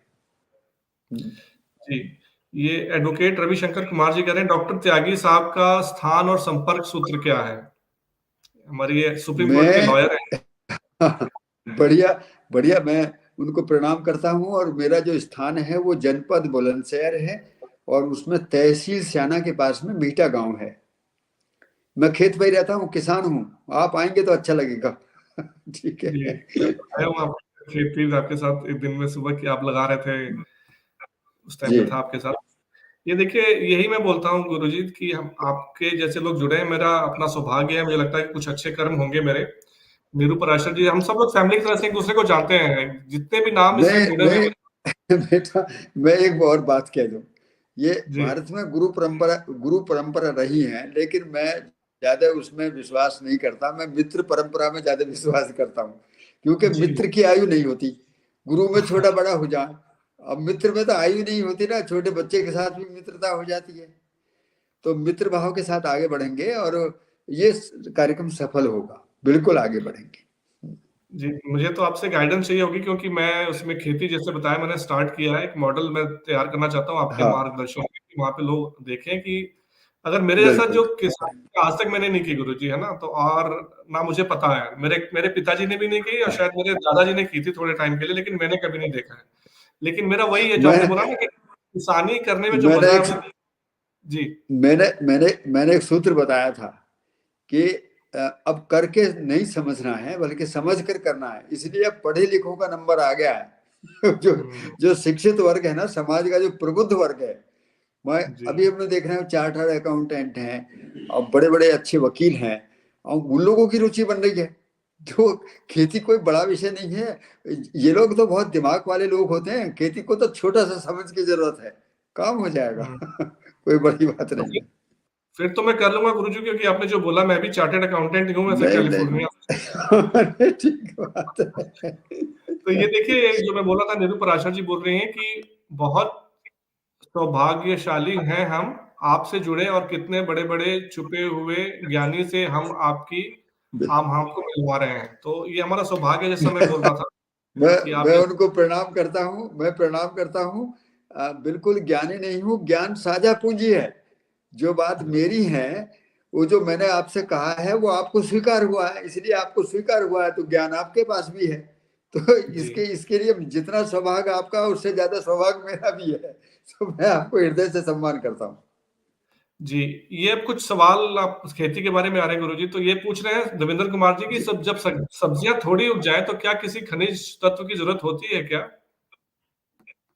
जब सब्जियां, थोड़ी सी उग जाए, जैसे बाहर आ गई सब्जियां, तो उसमें कुछ हाँ, खनिज की जरूरत होती है कि जरूरत नहीं होती है? नहीं देखिए, देखिए यदि आपने जमीन को सही ढंग से जांच लिया है कि उसकी पीएच वैल्यू ठीक आ गई है और उसका इलेक्ट्रिकल कंडक्टिविटी भी ठीक है और कार्बन कंटेंट उसका ठीक है, तो माइक्रोबायोलॉजी अपने आप में ढंग से काम करने लगती है, तो फिर कोई अलग से डालने की जरूरत नहीं है। जी। छोटा मोटा यदि कहीं मिट्टी में खनिज गति में नहीं आया है और कोई आपको लक्षण दिखाई दे रहा है, तो छोटा मोटा स्प्रे आप कर सकते हैं। वो भी ज्यादा जरूरत नहीं पड़ेगी, आप थोड़ा सा ध्यान देंगे तो हो जाएगा काम। जी, वही जो आप पूछ रहे हैं, जो बता रहे हैं, वही सवाल था, थोड़ा-सा मेरे को लगता है कवर हो जाएगा। ये देवेंद्र कुमार जी जी, हमारे फिरोजपुर में कर रहे हैं अपनी ये ऑर्गेनिक फार्मिंग, बहुत बढ़िया काम कर रहे हैं। तो ये कह रहे हैं कि हम बिल्कुल। शौक से प्राकृतिक थोड़ी-सी भूमि पर अपने खेत के लिए खेती कर रहे हैं, खुद के लिए खेती कर रहे हैं, सिर्फ सब्जियों की। या जब भी गर्मी या सर्दी की सब्जियाँ लगाने से पहले उसमें खाद की ज़रूरत है? अगर है तो कौन-सी बढ़िया खाद होती है? देखो देखो दुरंत भाई, पहले तो मैं ये बात बताता हूँ कि पहले थोड़ी सी अपने लिए मत करो, सबके लिए करो। काम तो सबके लिए बनेगा। और मेरा नंबर ले लो आप मेरे से दिल खोल के बात करें, मैं सारे तरीके उसमें बता दूंगा, कब से शुरू करें, कौन सी सब्जी लगाएं, किसके साथ क्या लगाना है, कैसे लगाना है, कब करना है, मैं करूंगा आपसे बात। जी, तो मैं आपका नंबर डिस्क्रिप्शन में डाल दूँगा, सब आप शो खत्म होने के बाद। हाँ हाँ, बिल्कुल बिल्कुल, सबको दें। और दिन में यदि नंबर ना मिले तो रात को 8 बजे के लगभग फोन करें, जरूर करें, और बिल्कुल जी। बात करेंगे, खूब करेंगे।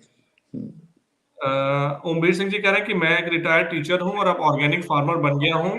अजीत भाई और त्यागी जी को एडवांस में राम राम। आपके लिए तो बहुत बहुत शुभकामना। हमें तो नए मित्र रोज मिले तो अच्छी बात है। अच्छी बात। ये देवेंद्र जी ने मेरे दिल की बात कह दी है, गुरु सखा भी है, तो जो आप बात बोल रहे थे। ठीक है। तो ये बीनू जी, आज ये जैसे शो खत्म होता है, ये डिस्क्रिप्शन में मैं डाल दूंगा, लोग आपका नंबर मांगने लग गए हैं सर, तो बिल्कुल आप बिल्कुल बिल्कुल बिल्कुल बिल्कुल। कुछ मैंने कमेंट्स बीच में मिस कर दिए हैं। और जो हमारे शो में आए थे लास्ट टाइम, वो डॉक्टर प्रभाकर राव जिसकी बात कर रहे हैं, वो हरियाली के नाम से, वो उनका मेरे ख्याल से हैदराबाद में है, वो उनसे लोग वो, में काफी सब्जी वगैरह बीज खरीदने लग गए जी हैं। जी, बिल्कुल बिल्कुल। तो एक है ये सवाल, आखिरी सवाल, एक दो सवाल ले लेते हैं बस। जी जी। एक नंबर तो मिल जाएगा आप लोगों को, मैं दे दूंगा। दक्कन हम्म। में बीज से यदि पेस्टिसाइड बच फेंकते हैं तो उसे कैसे भूमि को बचाएं? किस चीज से, दुकान किस चीज? दुकान में बीज से यदि पेस्टिसाइड बेचते हैं तो उसे कैसे भूमि को हाँ बचाएं? हाँ, देखिए, अभी तक जो जो हमको सिखाया गया था उसमें यही था कि दुकान से पेस्टिसाइड लाएंगे तो तभी फसल बचेगी। लेकिन जैसे ही हमको प्रकृति का नियंत्रण समझ में आता है कि कैसे कीड़े आपस में नियंत्रित रहते हैं, फंगस नियंत्रित रहती है, और जो भी चीज़ें आप सोच रहे हैं वो सारा नियंत्रण मिट्टी में है और फसलों के साथ में है। तो डाइवर्सिफिकेशन जैसे जैसे लागू होगा वो सारी चीज़ें ठीक हो जाएंगी, आपको चिंता करने की जरूरत नहीं है। जी जी, इसका सवाल यहीं पे खत्म करते हैं। जाने से पहले आपसे 2 मिनट का चाहेंगे कि आप लोगों को बताएं कि कैसे घर में थोड़ा सा वो फार्मिंग स्टार्ट करें, टेरेस गार्डनिंग करें, गमले में उगाएं, जो आपने बीच में बात छेड़ी थी कि थोड़ा सा 1-2 सब्जियों से स्टार्ट हाँ करके कैसे अपनी सेहत कर सकते हैं। गुरुजी प्लीज थोड़ा सा इसके बारे में। हाँ, मेरा एक मन है कि हम जब सब्जियों को देखते हैं तो सब्जी हमको चार चार तरीके से, मोटे मोटे तरीके से समझ में आता है। पत्ते वाली सब्जियां, और फल के रूप में, कंद के रूप में, और बेल के रूप में। तो जो टेरेस गार्डन में है या जो जिनके पास केवल 2 4 6 गमले हैं, तो सबसे पहले वो पत्ती वाली से शुरू करें। और पत्ते में खास तौर से मेथी, धनिया और पालक, इन चीज़ों का सेवन जरूर करें। और इन तीनों में ही भरपूर तरीके से पोषण काफ़ी बना रहता है। थोड़ा थोड़ा हिस्सा भी जाएगा तो वो शरीर के अंदर काम करने लगता है। यहीं से शुरू करें, फिर बहुत सारी चीज़ें आगे बढ़ती जाएंगी। जी, थैंक यू सो मच। सो ये जो आपने बात बोली, ये आखिरी सवाल ले लेते हैं। अभिनव उमर जी पूछ रहे हैं कि घर में फल फूल गमले में लगाने में क्या खाद और कीटनाशक अपनाना चाहिए कि नहीं? घर में यदि गमले की मिट्टी को आपने ठीक ढंग से शोधित कर लिया है तो बाहर के वातावरण में ज्यादा कीड़े नहीं आते, कम आते हैं। और यदि आते भी हैं तो मच्छर जाली जैसी छोटी मोटी चीजें यदि बदलते मौसम के साथ प्रयोग कर लेंगे तो उससे काम हो जाएगा। और छोटे छोटे फल, मैंने तो देखा है कि दिल्ली में मेरे एक मित्र हैं डॉक्टर भंवर सिंह, उन्होंने आम्रपाली के पौधे, गन्ने, ऐसी चीजें भी छत पर कर रखी हैं, 4 मंजिल पर कर रखी हैं। तो मुझे अच्छा लगा, उनकी आपने तो बहुत अच्छा काम कर लिया। तो कर सकते हैं, सब कुछ सब हो सकता है। जी, ठीक है। आज के लिए इतना ही। आप आए और दोबारा फिर से जुड़े। बंदरों ने कोशिश की लेकिन आप फिर से जुड़ गए हमारे साथ। Thank you. और ठीक फिर है, आपसे ठीक मिलेंगे, आपसे फिर है। से और बात खूब करेंगे खूब। डिटेल में। बहुत धन्यवाद आपका सभी को, मार्गदर्शन युवाओं को। थैंक यू वेरी सभी, मच। हाँ, सभी को मेरा भी प्रणाम और सभी को शुभकामनाएं। खूब खूब। Thank you, thank you. Okay दोस्तों, आज हमें आज्ञा दीजिए। आज का प्रोग्राम थोड़ा बीच में बंदरों ने खराब करने की कोशिश की, लेकिन हम फिर से गुरुजी के साथ जुड़ गए। तो आपको कैसा लगा प्रोग्राम? आप लोग को जो मेरा प्रयास कर रहा हूँ कि आप लोगों को खेती से, प्रकृति से जोड़ने की कोशिश कर रहा हूँ कि आप लोग प्लीज प्लीज, हर हर कुछ पॉसिबल है, बस जिंदगी में आपको प्रायोरिटी अपनी तय करनी है। अभी आप अपने ऊपर, अपने शरीर पर अगर अच्छा खाना पीना लगाएंगे तो आपका आगे जाके भी अच्छा रहेगा सिस्टम। और आप बुढ़ापे में, चाहे बाद में, अभी आजकल तो बच्चों को भी होने लगे हैं तो वो उससे दूर बड़े आराम से रह सकते हैं। लेकिन कोशिश, और जम के कोशिश हमें करनी पड़ेगी। एक बार आपने कोशिश स्टार्ट कर दी ना और काम शुरू कर दिया, फिर वो बड़ा आसान हो जाता है। वो पहला स्टेप बड़ा मुश्किल होता है, पहला स्टेप बहुत मुश्किल होता है, लेकिन जब आपने स्टेप लेना शुरू कर दिया तो फिर वो बाद में लगता है आपको कि इतना आसान था ये तो। सो कोशिश ये कर रहा हूँ कि आप लोगों को ऐसे शख्सियत से मिलवाया जाए जो आपको प्रेरित कर सकें कि आप अपने स्वास्थ्य का ख्याल रखें। और जैसे मैंने बोला था, यत पिंडे तत् ब्रह्मांडे, तत् ब्रह्मांडे यत पिंडे, जैसा आपके अंदर है वही ब्रह्मांड में है, और जो ब्रह्मांड है वो आपका एग्जैक्ट रेप्लिका आपके अंदर है। तो आप अगर सोचेंगे कि हम बाहर धरती को, माँ को छोड़ के अपने आप स्वस्थ हो लेंगे, वो पॉसिबल नहीं है। इसीलिए मैं धरती के ऊपर पहले बोलता हूँ, धरती माँ को पहले ठीक करेंगे, उसमें केमिकल डालना बंद करेंगे, और वही हमारा काम है। हम दूसरों को जब तक उत्साहित नहीं करेंगे, ये काम होने वाला नहीं है।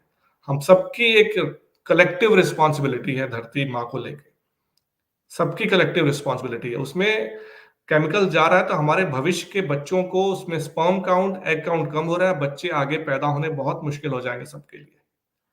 तो जो बात है ना कि पैसा जितना मर्जी कमा ले, जब आगे भविष्य में बच्चे अपने बच्चे ना पैदा कर पाए तो वो भविष्य की कल्पना करके देखिए कितना खतरनाक है। ठीक है दोस्तों, तो कल मिलेंगे हम सुबह 11 बजे डॉक्टर पांडे के साथ स्पॉन्डिलाइसिस के लिए। और आज का प्रोग्राम खत्म होने के बाद मैं उनका, डॉक्टर साहब का, डॉक्टर भारत भूषण त्यागी पद्मश्री, उनका नंबर डाल दूंगा, प्लस मैं अपना व्हाट्सएप का भी बता दूंगा जो लोग ज्वाइन करना चाहते हैं, लेकिन वॉरियर बनना पड़ेगा। सो आप लोग को जो भी आपके वर्ड्स में सामने पढ़ रहा हूँ, thank you so much. So we land here. Thank you so much doctor Bharat Bhushan ji, Ajit ji, for a very informative and beautiful session. Thank you everyone, बहुत धन्यवाद। कल मिलेंगे सुबह 11 बजे। जय हिंद, जय भारत, स्वस्थ हिंद, स्वस्थ भारत। अपना ख्याल रखिए, अपने बच्चों का ख्याल रखिए, बुजुर्गों का ख्याल रखिए, देश का, समाज का ख्याल रखिए। नमस्कार।